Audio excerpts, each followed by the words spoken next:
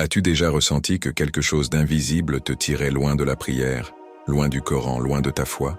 Tu crois que c'est juste toi? Détrompe-toi. Ce n'est pas une coïncidence. Ce que tu vis, ce que tu ressens, c'est peut-être l'œuvre directe des enfants d'Iblis. Une armée invisible déployée chaque jour pour te faire chuter. Iblis, le djinn maudit, le shaitan rejeté, n'est pas seul. Il a une descendance, des démons aux noms effrayants, aux missions précises, envoyés pour détruire ton foyer, empoisonner ton esprit, corrompre ton âme. Et pourtant, personne n'en parle. Ce que tu vas découvrir dans cette vidéo, tu ne l'as jamais entendu dans une mosquée. Parce que c'est un savoir ancien, caché, dérangeant, mais absolument vital pour ta protection spirituelle. Si tu veux savoir qui ils sont, comment ils agissent et comment te défendre, tu dois rester jusqu'à la fin. Car on va exposer leur trône, leurs plans, leurs méthodes de reproduction, et surtout, on va te donner 7 clés divines pour que plus jamais le mal n'ait de prise sur toi. Mais avant de commencer, je te demande une chose. Ce contenu est puissant. Il est dangereux pour le diable, mais salvateur pour les croyants. Alors abonne-toi maintenant à cette chaîne.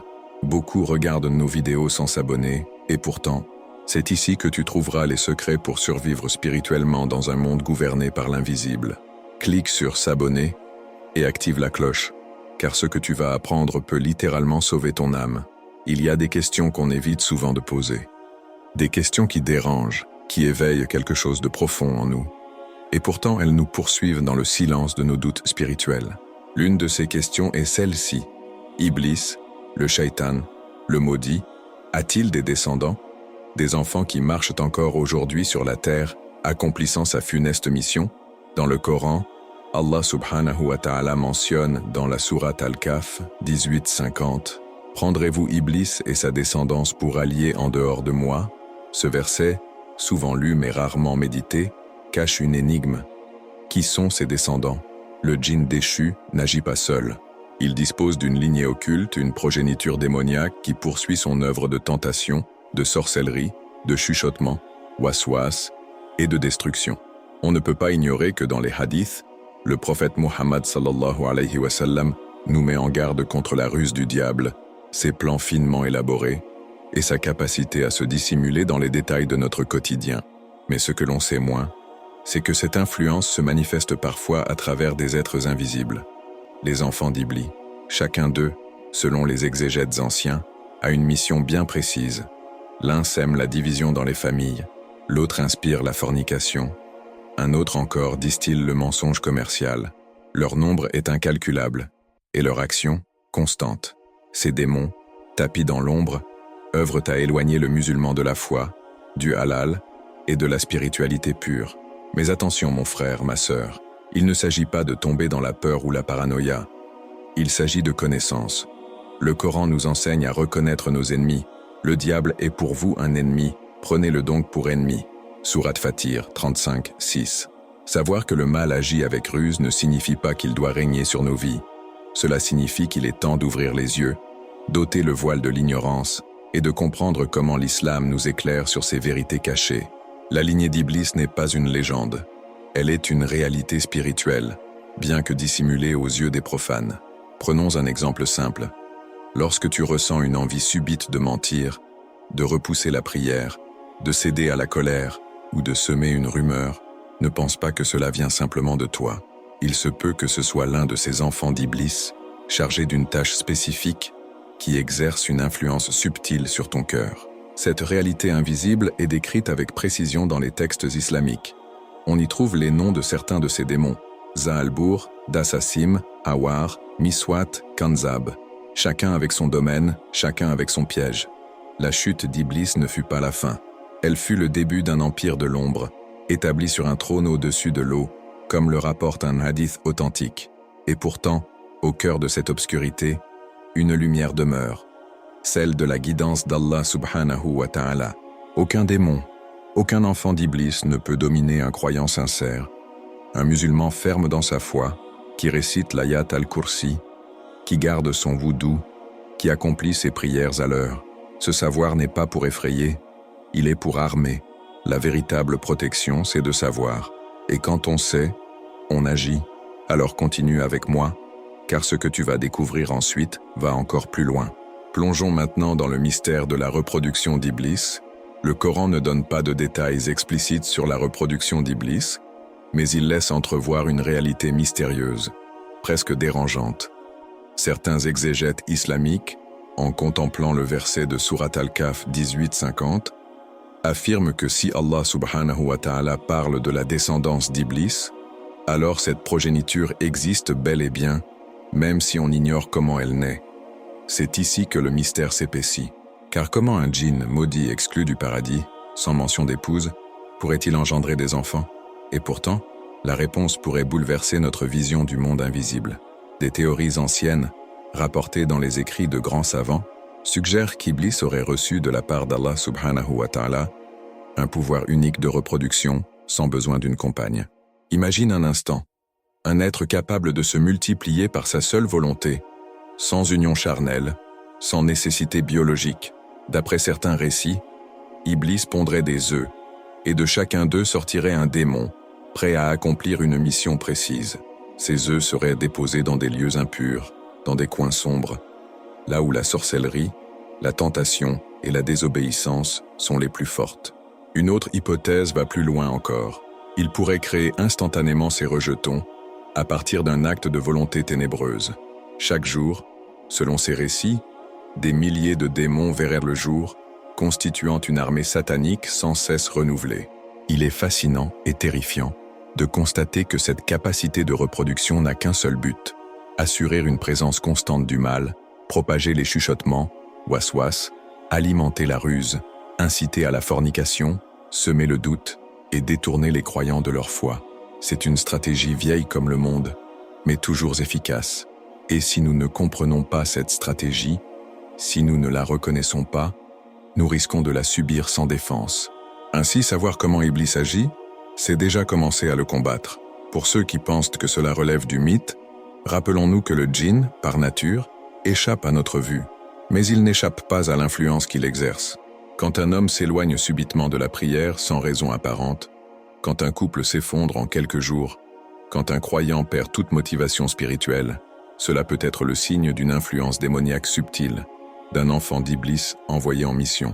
Et ces enfants, qu'ils soient Kanzab, Dassassim, Miswat ou d'autres, sont nés d'un plan de reproduction surnaturelle, hors des lois naturelles, mais pleinement actifs dans le monde invisible. Mais n'oublie jamais ceci, même si leur naissance reste un mystère, leur pouvoir a des limites. Allah subhanahu wa ta'ala dit dans la sourate Al-Isra 17-65, « Tu n'auras aucun pouvoir sur mes serviteurs, sauf ceux qui te suivent parmi les dévoyés. » Ce verset est une lumière au milieu des ténèbres. Les vrais croyants, attachés à leur spiritualité, à leur prière, à leur voodoo, sont hors de portée de cette reproduction obscure. Le mal se propage, certes, mais il ne triomphe pas. Alors, tu veux savoir comment cette descendance agit dans le monde? C'est ce que nous allons voir maintenant en dévoilant la guerre invisible que mène Iblis contre l'humanité entière. Cette guerre, mon frère, ma sœur, n'a pas de tank ni de bombe. Elle n'a pas de frontières visibles ni de chef d'État. Et pourtant, elle est bien plus dévastatrice que n'importe quel conflit terrestre. C'est une guerre invisible, menée par Iblis et ses enfants, une armée démoniaque opérant dans l'ombre. Chaque jour, chaque heure, chaque minute, leurs actions s'infiltrent dans nos pensées, nos maisons, nos relations, nos actes les plus simples. Le Coran nous avertit sans ambiguïté dans la sourate Fatir 35-6. Le diable est pour vous un ennemi, prenez-le donc pour ennemi. Ce n'est pas une métaphore poétique, c'est un appel au combat spirituel, car cette guerre, elle est réelle. D'après des hadiths authentiques, Iblis siège sur un trône au-dessus de l'eau et envoie chaque jour ses enfants en mission. Le soir, ils reviennent lui faire rapport. Celui qui a semé une simple dispute est félicité, mais celui qui a causé un divorce, une rupture familiale, est honoré. Pourquoi? Parce que la destruction du foyer est l'un des plus grands succès de Shaitan. Les enfants d'Iblis, comme Dassassim, sont spécialisés dans ces missions. Leur objectif? Introduire une parole mal interprétée, un regard accusateur, une jalousie soudaine qui dégénère en haine. Et ainsi, la foi s'effondre. Mais ce n'est pas tout. Un autre démon, nommé Zalbour, infiltre les marchés, les affaires, les contrats. Il pousse les commerçants à mentir, à gonfler les prix, à cacher les défauts. Résultat, La baraka, bénédiction, quitte l'argent, les cœurs se remplissent de désillusions, et l'islam, qui encourage l'honnêteté, est oublié au nom du profit. Et que dire de Hawar qui manipule les désirs charnels? Il transforme la fornication en habitude normale. Il rend le haram séduisant et l'halal ennuyeux. Il utilise les réseaux sociaux, la musique, les modes vestimentaires pour faire tomber les jeunes dans le piège. Voilà comment se déploie l'armée d'Iblis, par la tentation ciblée, méthodique, impitoyable. Tu crois être à l'abri? Ne te fie pas aux apparences. Même un croyant sincère peut être pris pour cible. Quand tu remets ta prière à plus tard, quand tu ressens une paresse spirituelle, ce n'est pas toujours anodin. Il peut y avoir derrière ce découragement un de ces waswas, un chuchotement discret, destiné à t'éloigner de la lumière d'Allah subhanahu wa ta'ala. Et si ce chuchotement devient une habitude, alors il se transforme en comportement, puis en caractère. C'est comme cela que le mal gagne du terrain, en silence. Mais voici la vérité que beaucoup oublient. Leur pouvoir est limité. Aucun de ces démons, aussi nombreux soient-ils, ne peut dominer un cœur qui reste connecté à Allah subhanahu wa ta'ala. Le musulman qui fait ses ablutions régulièrement, qui récite Ayat al-Kursi, qui se protège par le dhikr, devient comme un bouclier vivant. Et dans cette guerre invisible, il n'y a pas de neutralité. Soit tu luttes, soit tu es vulnérable. Et si tu veux réellement savoir qui sont ces soldats d'Iblis, leur nom et leur fonction, alors prépare-toi. Ce que tu vas découvrir dans la suite va te faire voir le monde autrement. Oui, Iblis ne travaille pas seul. Comme un général d'une armée de l'ombre, il délègue, il planifie et il ordonne. Et à ses ordres, ce sont ses enfants, des démons au nom précis, qui mènent des campagnes de corruption à grande échelle. Ce ne sont pas des personnages de contes ou des légendes oubliées. Ils sont mentionnés dans de nombreux écrits islamiques traditionnels et exégèses anciennes, même si leur nom ne figure pas dans le Coran, ni dans les hadiths authentiques. Ce qu'ils incarnent, cependant, est bien réel, tangible dans la vie quotidienne de tout musulman. Connaître leur nom, c'est reconnaître leur action, et commencer à les démasquer. Le premier à connaître est Zalbur, le maître du mensonge et de la fraude. On le retrouve dans les marchés, dans les transactions où les gens manipulent, mentent sur les prix, masquent les défauts, cherchent le haram déguisé en halal. Zalbur pousse à la tromperie, à l'injustice économique. Et finalement, il enlève la baraka des revenus. Tu t'es déjà demandé pourquoi ton argent ne dure pas. Pourquoi, malgré tes efforts, tu n'avances pas. Il se pourrait que Zalbur ait mis la main sur tes affaires. Car le gain mal acquis attire le diable comme le sang attire les fauves. Vient ensuite d'Assassim, le plus destructeur des liens familiaux. Il est le démon du divorce, de la discorde conjugale, de la haine silencieuse entre mari et femme. Il insuffle le doute, exagère les défauts et provoque l'incompréhension. Une simple parole mal dite devient, sous son influence, un mot blessant. Une tension banale se transforme en guerre froide. Il détruit la cellule de base de la Ummah, le foyer. Et dans un hadith rapporté par Muslim, le prophète Muhammad sallallahu alayhi wa sallam nous dit qu'Iblis récompense particulièrement celui de ses enfants qui réussit à séparer un couple marié. Puis il y a Miswat, le propagateur des rumeurs et de la calomnie. On le trouve partout où les langues sont longues. Dans les groupes WhatsApp, sur les réseaux sociaux, dans les cafés, dans les discussions de couloir. Il encourage les gens à mépriser, exagérer, inventer, blesser avec des mots. Il se nourrit de calomnies, de fausses accusations, de diffamations. Sa ruse est subtile. Il fait passer le péché pour une simple conversation. Et pourtant, combien de réputations, combien de foyers, combien de cœurs ont été brisés par ces murmures? Il ne faut pas oublier Hawar, qui se glisse dans les regards, dans les publications suggestives, dans la musique perverse. Il rend la fornication désirable, l'adultère normalisé et l'immoralité glamour. Il éloigne du halal et glorifie le haram, tout en gardant un visage charmant. Les jeunes tombent dans son piège sans s'en rendre compte. Un like ici, un message privé là, un rendez-vous sans barrière, et le cœur se perd. C'est Hawar qui parle à travers ces instants. Et enfin, il y a Kanzab, peut-être le plus dangereux pour l'âme pieuse. Il n'attaque pas de front. Non. Lui, il interrompt la prière. Il souffle des pensées futiles, fait oublier les versets, incite à bâcler la prosternation, à perdre le khushu, la concentration sacrée. Même si tu veux bien faire, tu sens une dispersion étrange. C'est probablement Kanzab. Et pourtant, une simple invocation, une salive légère sur l'épaule gauche, comme enseigné par le prophète Muhammad sallallahu alayhi wa sallam, suffit parfois à le faire fuir. Voilà les noms, voilà leur fonction, et ce n'est que le début. Car ce que tu vas découvrir maintenant, c'est comment ces démons opèrent concrètement, dans ton esprit, dans ton cœur, sans bruit, mais avec une efficacité redoutable. Prépare-toi à plonger dans l'arme la plus subtile d'Iblis, le waswas. Imagine un ennemi si rusé, si discret, qu'il ne frappe jamais à ta porte mais vit déjà dans tes pensées. Un ennemi qui ne te crie pas dessus, mais qui te chuchote des mots que tu crois être les tiens. Voilà ce qu'est le waswas. Cette inspiration démoniaque subtile que Shaitan et ses enfants utilisent comme leur arme principale. C'est une technique sournoise, presque élégante dans sa perfidie. Et pourtant, elle est d'une puissance redoutable. Tu te demandes parfois, pourquoi est-ce que je doute de ma foi alors que je prie tous les jours? Pourquoi cette envie soudaine de repousser la prière ou de mal juger mon frère? Ce sont des voix invisibles, des souffles maléfiques, des waswas. Le Coran dans la sourate An-Nas nous apprend à chercher protection contre le diable qui souffle dans les poitrines des hommes. Ce n'est pas qu'un verset à réciter machinalement. C'est une réalité spirituelle. Iblis et ses enfants, Kanzab, Miswat, Awar et les autres, utilisent le waswas comme une porte d'entrée dans le cœur du musulman. Ils savent quand tu es faible, quand tu es fatigué, quand tu es distrait. Et là, ils attaquent. Pas par une attaque frontale, non, par un chuchotement du genre « Tu n'es pas assez pur, ta prière n'est pas valable, tu es hypocrite de toute façon. » Et si tu les écoutes, tu commences à t'égarer. Regarde autour de toi. Combien de croyants cessent de prier parce qu'ils ne se sentent plus dignes? Combien abandonnent leur adoration à cause d'un sentiment d'hypocrisie? C'est le waswas qui opère. Il ne te dit pas « Ne prie pas ». Il te dit « À quoi bon prier dans cet état ?» Il ne te dit pas « Pêche ». Il te dit « Tu le fais déjà. Pourquoi arrêter maintenant ?» Ce venin mental, s'il n'est pas combattu, peut tuer la foi à petit feu.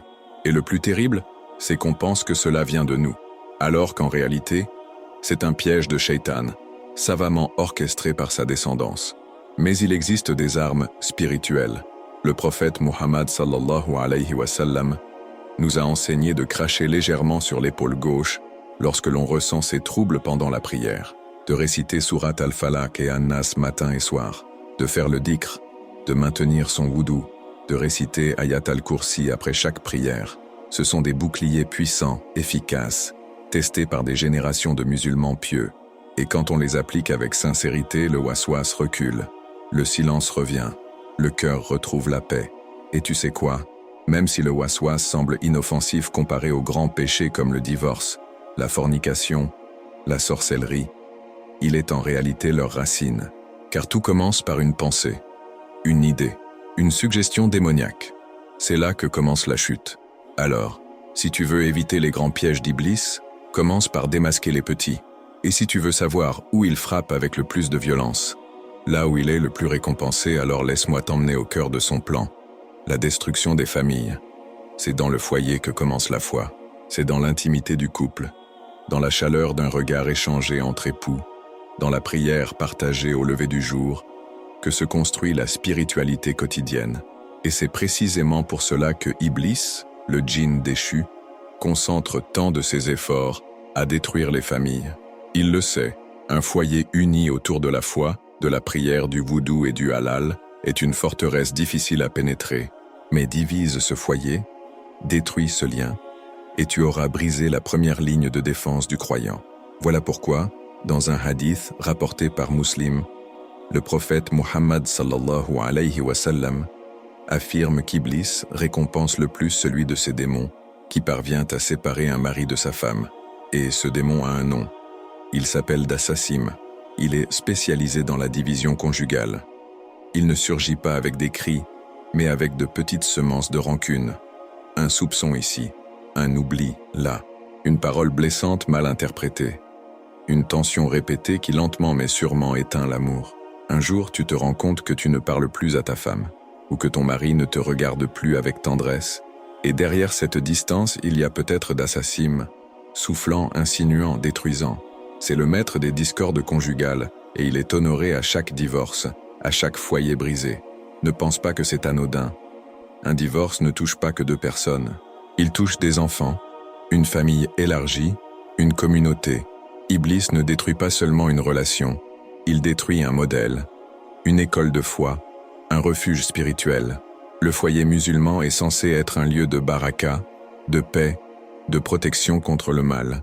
Quand il est brisé, tout vacille. C'est pourquoi Iblis s'y attaque avec une violence particulière. Et Dassassim n'est jamais seul. Il agit souvent en équipe avec Hawar, qui rend l'extérieur plus séduisant que le mariage, ou avec Miswat, qui attise la calomnie, les accusations infondées, la perte de confiance. Mais tout n'est pas perdu. Allah subhanahu wa ta'ala dit dans la sourate An-Nur 24-26 que les femmes pures sont pour les hommes purs et les hommes purs pour les femmes pures. Cela signifie que même si le diable agit, le croyant peut protéger son foyer par la sincérité, la communication, le pardon et surtout par les prières en commun. Réciter ensemble Ayat al-Kursi avant de dormir, faire le dhikr en famille, répéter ensemble les sourates protectrices comme Al-Falaq et An-Nas. Ces petits actes sont en réalité des murailles spirituelles qui repoussent Dassassim et ses semblables.